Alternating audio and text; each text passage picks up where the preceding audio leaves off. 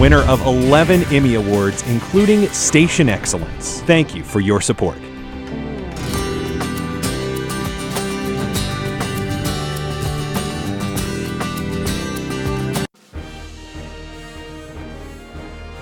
The 2012 Atlanta Press Club Loudermilk Young Debate Series, brought to you from Georgia Public Broadcasting. The Republican race for the 10th Congressional District. Good afternoon. I'm Scott Slade from News Talk WSB Radio. We'd like to welcome our viewers and our live studio audience to the Atlanta Press Club Loudermilk Young Debate Series, originating from the studios of Georgia Public Broadcasting. This is the debate between the Republican candidates in Georgia's 10th Congressional District in East Central Georgia. The 10th Congressional District includes all or parts of 25 counties, including parts of Gwinnett, Newton, Henry, and Columbia counties.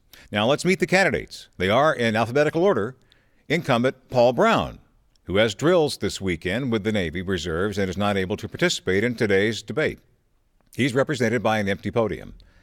Stephen K. Simpson is a 20-year Army veteran and retired from the Army as a lieutenant colonel. Now here's the format for today's debate. In the first round, Colonel Simpson will answer a question from one of the three panelists. In the second round, he'll ask a question of his absent opponent. And in the third round, the panelists will continue questioning the candidate. Finally, the candidate will have 30 seconds to make a closing statement. Before we get started, let's meet our three panelists selected by the Atlanta Press Club. First, we have Raul Bally, a freelance journalist from the Augusta area. We also have Walter Jones, a political reporter and news analyst for Morris News. And our final panelist is Paige Tucker, a reporter for WAGT-TV in Augusta. Now, let's get started with the debate. In the first round, the candidate will be asked a question by one of our panelists. He'll have 60 seconds to answer the question. Raul Bally will ask the first question of Stephen Simpson. And Colonel Simpson, my first question to you is about the leadership in Washington. If you are elected to the House of Representatives, will you vote to re-elect Speaker Boehner and Majority Leader Cantor? The good infantry answer to that question and all questions is it depends on the situation. We do have a crisis of leadership in Washington. At 61, the reason I'm running is because, like so many Americans, I'm frustrated, if not downright angry, that we don't have more women and men in Washington who vote to do the right thing. I assure you I will vote to do the right thing. That concludes round one. It's now time for our candidate to ask a question of his absent opponent. You have 30 seconds for the question, 30 seconds for rebuttal. Colonel Simpson, your question for Paul Broun. It's interesting. I worked at the Pentagon, and we had a saying that in the game of life, one had to be present to win. My opponent has been AWOL from the last three events in order to which we could ask him a question. I would just simply ask him, Mr. Brown, you have 12 ethics violations. The latest is a charge that you reimbursed yourself $167,000 out of your campaign funds for miscellaneous expenses covering, among other things, laundry. We all know that we all have a little bit of dirty laundry, but $167,000, that's a lot. Just would ask you to explain that. All right. Thank you, sir. Time is up for that. And you, obviously, the empty podium signifies Representative Brown is not here. Would you have a rebuttal for whatever Mr. Brown's answer might have been? I would suspect, as he normally does, it's always someone else's fault. Mr. Brown has more ethics violations than the entire Georgia delegation combined. Leaders take the responsibility. Leaders accept the blame. I just would like to know what the real audit trail is on that money. Thank you, sir. That includes our second round of questioning. For those who may be joining our program in progress, this is the debate among the Republican candidates for Georgia's 10th Congressional District. We remind you that incumbent Paul Broun is with the Navy Reserves this weekend and not able to participate in this debate. In our third round, we return to our panel of journalists who will ask questions of Stephen Simpson. The candidate will be allowed 60 seconds to respond, and the reporter may ask a follow-up question if necessary. We begin this round with a question from Walter Jones. Good afternoon, and thank you for participating. Thank you. You, in your campaign, are highlighting your military experience. And, of course, I assume there's reason to be proud of that. But the way decisions are made in Congress are very different than the way they are in the military, almost diametrically the opposite. Why should that matter to people? Why should your military, other than your patriotism and your knowledge of national defense issues, but why should that better prepare you to win consensus and get your colleagues to vote along with you? I spent 20 years in the military, served 2 tours at the Pentagon. The last tour, I worked for the Secretary of the Army on Capitol Hill, essentially selling the Army's portion of the Defense Authorization Bill from subcommittee, full House, through the Senate, through conference, and on to presidential signature. The way bills are passed in Congress, the committee process is the most important. In order to do that, you need leadership and you need common sense, people who are willing to roll up their sleeves and get the people's work done. Not send an aide, not send an email, but to get the people's work done. Walter, follow-up? You good with that? You get Well, your question answered? I mean, who could argue with common sense? But I guess specifically, you haven't served in a legislative body. You haven't served even on a school board or a city council. So what political experience do you have in the give and take when you're dealing in the big leagues with people who have that experience? And 30 seconds for the follow-up answer. In addition to my 20 years in the military, I served 12 years in the banking business, 6 years as a small businessman in the construction business. It's about negotiating, whether you're negotiating a $6 million contract or a $600 billion military contract. It's about common sense, and it's about doing the right thing and not just what one wants to do simply to get himself elected or reelected. Paige Tucker, it's your turn to ask a question. First of all, Colonel Simpson, thank you for your service to this country. I want to ask you, in the wake of Friday's horrible shooting in Colorado, plenty of people are quick to say that stricter gun control is needed and that outlawing certain guns is the answer. As an NRA supporter, what do you say to what some would say are knee-jerk responses? I've been a life member of the National Rifle Association for a very long time, and I'm one of the few people in this country that's actually been to the nuclear test site in Nevada. So those are truly big guns for big reasons. It's a trade-off between our personal liberties and security. I would suggest that if to the families of the 3,000 people who lost their lives in 9/11, if we could trade a little extra security for being able to find those box cutters and have those people still with us today, I think sometimes you have to balance personal liberties with personal safety and not only our national security, but our personal security. Paige, follow-up?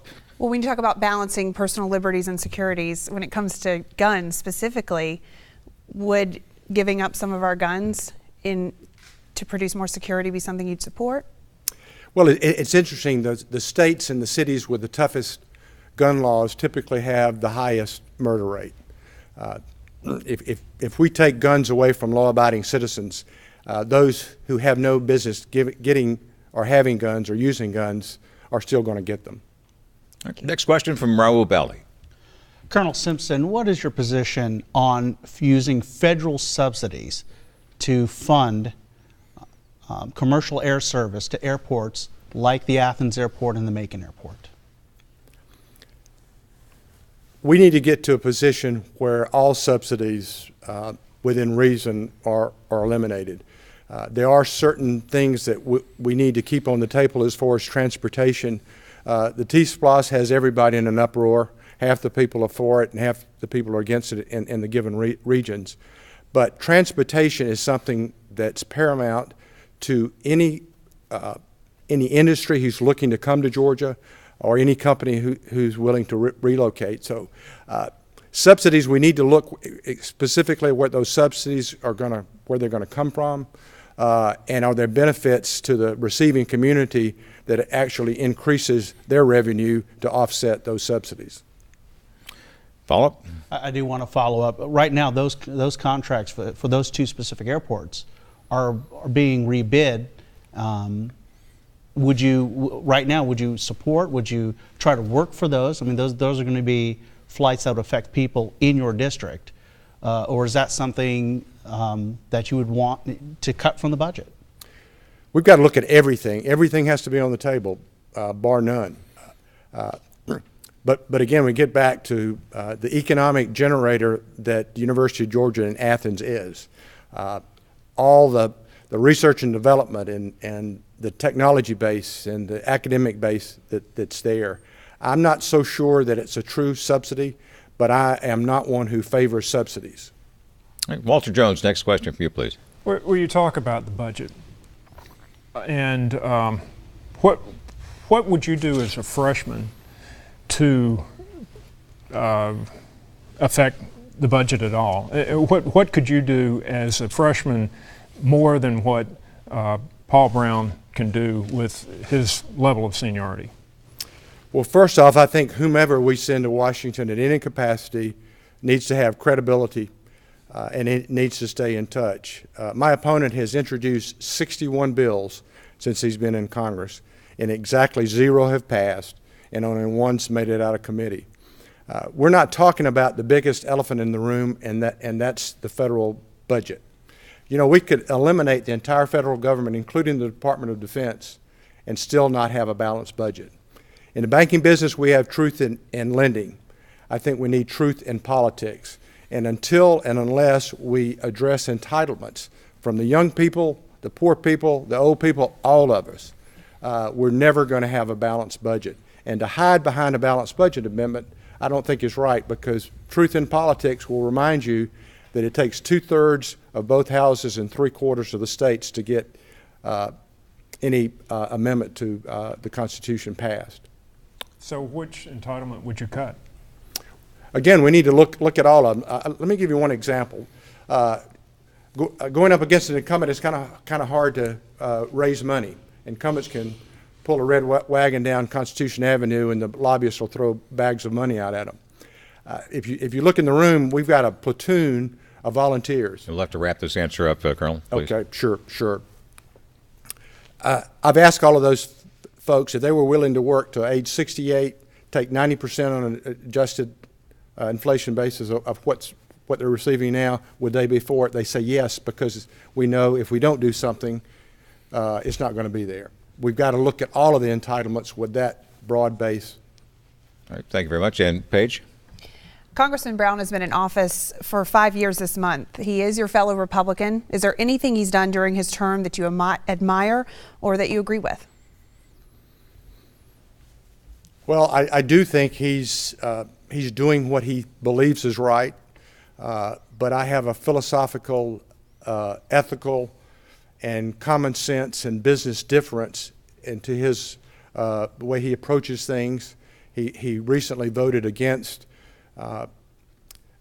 keeping the interest rates low on student loans. Virtually all of our campaign is our students with almost a 4% interest rate. They can't get a job, and all of a sudden we're going to double the interest rates on that. That doesn't make good sense. It doesn't make business sense, because the default rate's going to go up. And Paige, if you have a follow-up, that'll be our final question. Do you have a follow-up to that? Okay. Raul Bala, you had the final question then. Colonel Simpson, you spoke earlier of your work on Capitol Hill in reference to the defense authorization bill that goes through Congress. One of the things coming up October 1st, you're going to have some increases for TRICARE Prime, which is part of the military health care system, TRICARE is, including increases for retirees and their families. For families, double digit. Is that where the military health care system is going, is increased premiums on retirees and on for families?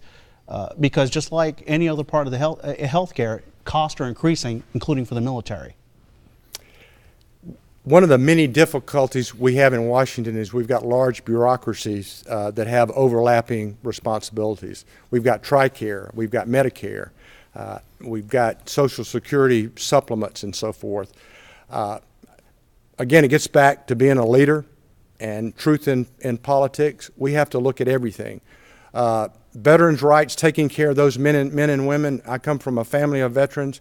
Our younger son is an Arabic linguist, deployed even as we speak. We have to honor our commitments to those veterans. But to those of us in every walk of life, we've got to be able to pitch in and do the right thing to get our budget balanced. All right, thank you very much. We have time for no more questions for this debate. Each of the Republican candidates in the primary for Georgia's 10th Congressional District will now have 30 seconds for a closing statement. As a reminder, the incumbent, Paul Broun, declined our invitation for this debate. Therefore, our only closing statement will come from Stephen Simpson. 30 seconds, sir. During my lifetime, I've served at the Pentagon.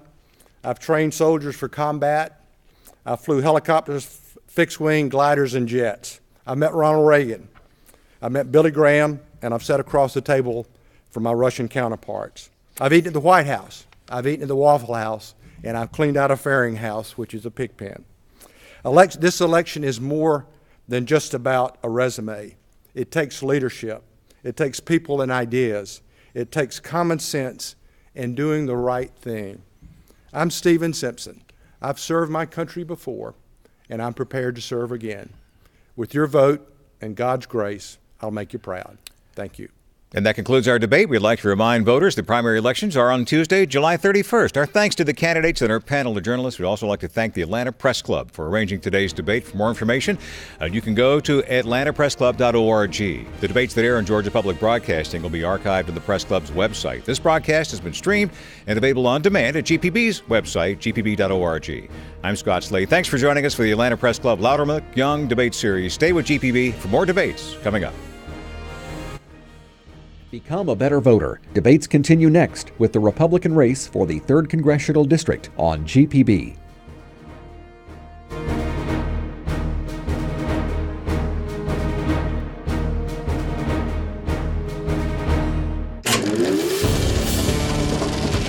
This is a GPB original.